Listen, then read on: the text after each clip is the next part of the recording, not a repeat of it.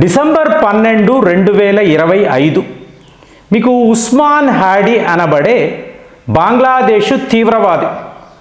ఇతను తనని తాను ఒక నాయకుడు, అలాగే మీకు టీచర్, సోషల్ యాక్టివిస్ట్ ఇవన్నీ చెప్పుకుంటూ వచ్చాడు. ఇతనిని ఎవరో లేపేశారు. సరే, యావత్ బంగ్లాదేశము ఉలికి పడింది. ఈ టైంలో మీరు చూసారనుకోండి, వెస్ట్ బెంగాల్ యొక్క ముఖ్యమంత్రి మమతా బెనర్జీ ఈ పని అమిత్ షానే చేయించారు అని ఒక పెద్ద అభియోగం అండి. ఇది చెప్పేటప్పటికీ ఈయన హత్య వెనుక భారతే ఉంది అని నమ్మిన బంగ్లాదేశ్ ప్రజలు విపరీతమైన నిరసనలు తెలిపారు.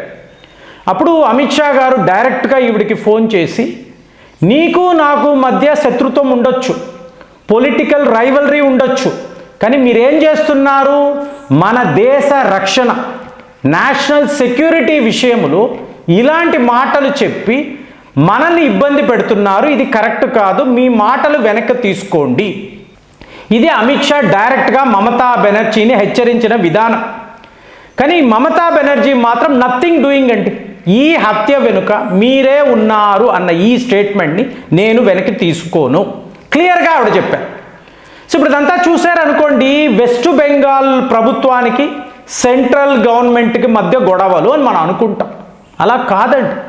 మీకు ఎలాంటి నిజాలు బయటపడుతున్నాయి అంటే, మీకు జామియత్ ఈ ఇస్లామీ అంటారు చూసారా, 68 నియోజకవర్గాలను వీళ్ళు గెలిచారు.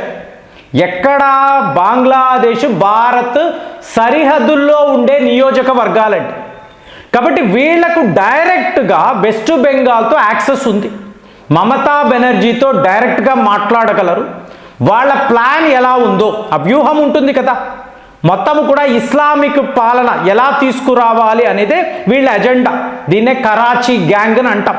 కరాచీ నుంచి పదే వీళ్ళు ఢాకా వచ్చి ఈ నాయకులను కలిసి ఎలాగ ఈ వెస్ట్ బెంగాల్ని ఎలా క్యాప్చర్ చెయ్యాలి, ఈ విధంగా భారత్లో ఈ తీవ్రవాదము ఏమిటి, ఈ ప్లాన్లో వీళ్ళు ఉంటారు. సో దీనికి మమతా బెనర్జీ ఒక అగ్రిమెంట్ వేసుకున్నారండి. ఇవాళ అగ్రిమెంట్లు కూడా బయటపడుతున్నాయి. ఏమిటి అంటే, ఈ రోహింగ్యాస్ చూడండి, బంగ్లాదేశ్ వలసదారులు కాదండి, రోహింగ్యాస్ అంటే ఈ మయన్మార్ ఆ చుట్టుపక్కల ప్రాంతాల్లో తిరుగుతున్న వాళ్ళు, వీళ్ళు నేరగాళ్ళు, కరుడు గట్టిన నేరగాళ్ళు. సో ఇప్పుడు వీళ్ళని వెస్ట్ బెంగాల్ దాకా తీసుకువచ్చు. ఒక 5,000 మంది అగ్రిమెంట్లో రాసి ఉంది. 5,000 మందిని తీసుకువచ్చి ఒక దగ్గర సెటిల్ చేయాలి. అక్కడ ఒక కొత్త కాలనీ అనే దాన్ని మీరు ఏర్పాటు చేయాలి. తరువాత ఇంకొక 5,000 మంది, 10,000 మంది ఇలాగా రోహింగ్యాస్ అంతా మీకు వెస్ట్ బెంగాల్లో వచ్చి వాళ్ళు సెటిల్ అవుతారు. ఇవాళ మీకు లిటరల్గా వీళ్ళు ఎక్కడెక్కడ ఉన్నారో మన దగ్గర డేటా ఉంది. మీరు చూశారనుకోండి, ఒక వీడియోలో ఇదే మాట్లాడాను. ఆలయాలను మూసివేశారండి, కొత్త మసీదులను కట్టడం మొదలుపెట్టారు. అలాంటి ఒక పరిస్థితి అనేది వెస్ట్ బెంగాల్లో చూసాం. దీనికి ఏమిటి అంటే ఈవిడ ప్రాబ్లం ఏమిటి?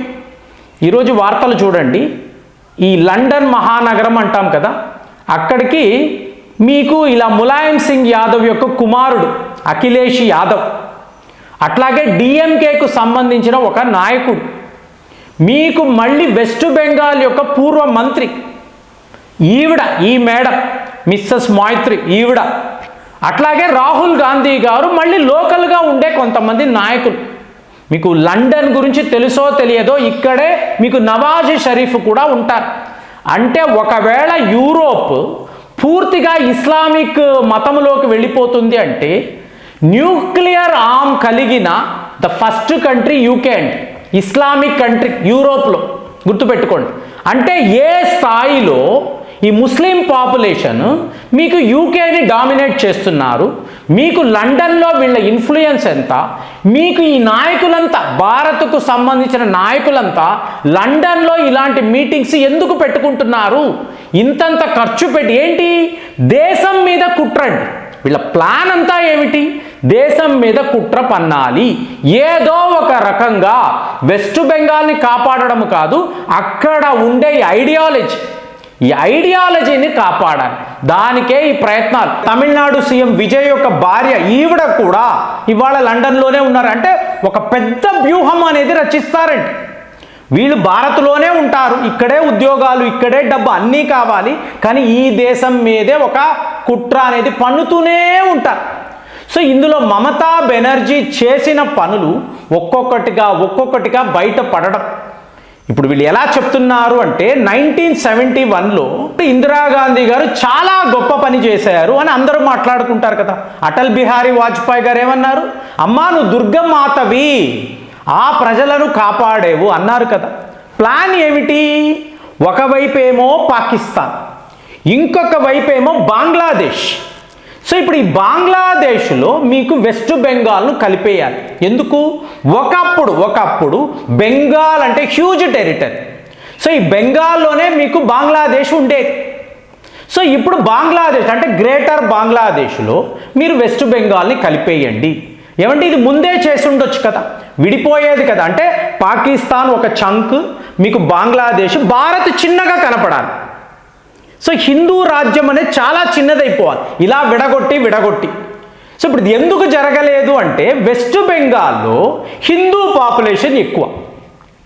మరి ఇది హిందుస్థాన్ కదా, మీరు విడిపోవాలి అంటే ముస్లింలు కదా విడిపోవాలి. కాబట్టి ఇంకా కూడా వెస్ట్ బెంగాల్ భారత్తో ఉంది. కాబట్టి ఇప్పుడు ఏమి ఆలోచించారు? ఇప్పుడు ఈ ముర్షిదాబాద్ అనబడే ప్రాంతము ఉంది. ఇక్కడ మీరు వెళ్ళారనుకోండి 70% ముస్లిం పాపులేషనే ఉంటుంది. అంటే అక్కడ ఎలక్షన్ పెట్టారనుకోండి మీకు ఒక ముస్లిం నాయకుడే గెలుస్తాడు.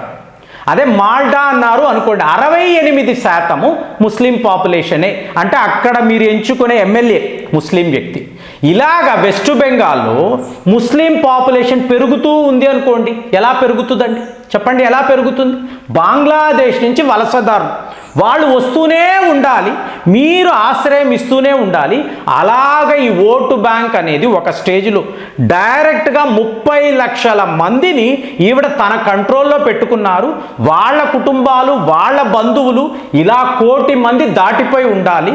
ఒక స్టేజ్లో వెస్ట్ బెంగాల్ ముస్లిం డామినేటెడ్ రాష్ట్రముగా ఉండాలి. అప్పుడు వీళ్ళు చాలా ఈజీగా భారత్ నుంచి దూరం అయిపోయి బంగ్లాదేశ్తో కలిసిపోయి గ్రేటర్ బంగ్లాదేశ్ అని అది ఒక విడి దేశము. దానికి మహమ్మద్ యూనస్ ప్రెసిడెంట్, మీకు మమతా బెనర్జీ గారు ప్రధానమంత్రి. అంటే ఆవిడ కళ అన్నమాట. ఒక దేశానికి ప్రైమ్ మినిస్టర్ అవ్వాలి, అది ఎలాగో జరగదు. మోదీ గారు 3 టర్మ్స్ కూడా వచ్చేసారు. సో చాలా స్ట్రాంగ్గా వెళుతున్నాడు. ఈయన్ని బ్రేక్ చేయడం ఎలా బ్రేక్ చేయాలంటే మొత్తం దేశాన్ని బ్రేక్ చేసే.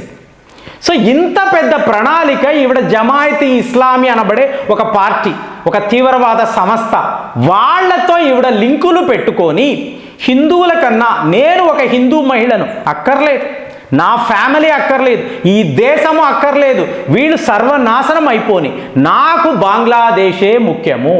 దానికి ఏం కావాలి? మాఫియా, డబ్బు, మాదక ద్రవ్యాలు, ఆయుధాలు, ఫ్యాక్టరీలు, మీకు ఏం కావాలన్నా ఇక్కడ చేసుకోండి, నేను ప్రధానమంత్రి అవ్వాలి. ఈ సింగిల్ ఎజెండాతో ఈవిడ అక్కడ చేసిన అరాచకాలు ఇవాళ బీజేపీ వచ్చేసింది. దాంతో వీళ్ళందరూ లండన్లో కూర్చొని ఎలాగ దీన్ని బ్రేక్ చేయడము. పబ్లిక్ అయితే చెప్తున్నారు కదండి, వెళుతున్న వాళ్ళు ఏమన్నారు? మళ్ళీ మా దీదీ వస్తుంది, మా దీదీ వచ్చాక మాకు ఇన్విటేషన్ వస్తుంది, మేము మళ్ళీ వెస్ట్ బెంగాల్లోకి వస్తాము, ఎవరు మమ్మల్ని ఆపుతారు? ఇవంతా కూడా మావే, మా ప్రాంతాలే వాళ్ళు ఓపెన్గా చెప్తున్నారు. అంటే వెస్ట్ బెంగాల్ అనబడే రాష్ట్రము భారతదేశానికి ఎంత ప్రమాదము, దీని వెనుక ఉండే నాయకులంతా కూడా ఏ లెవెల్లో కుట్రలు పన్నుతున్నారు అనేది గమనించారో అనుకోండి, దేశంలో ఇలాంటి ఒక పానిక్ సిచ్యువేషన్ ఎందుకు ఉంది మీకు అర్థమవుతుంది. మరి ఈ వీడియో మీద, ఈ విషయాల మీద మీరు ఏం ఆలోచిస్తున్నారు? కామెంట్స్లో రాయండి. మళ్ళీ వచ్చే వీడియోలో కలుద్దాం. జై హింద్.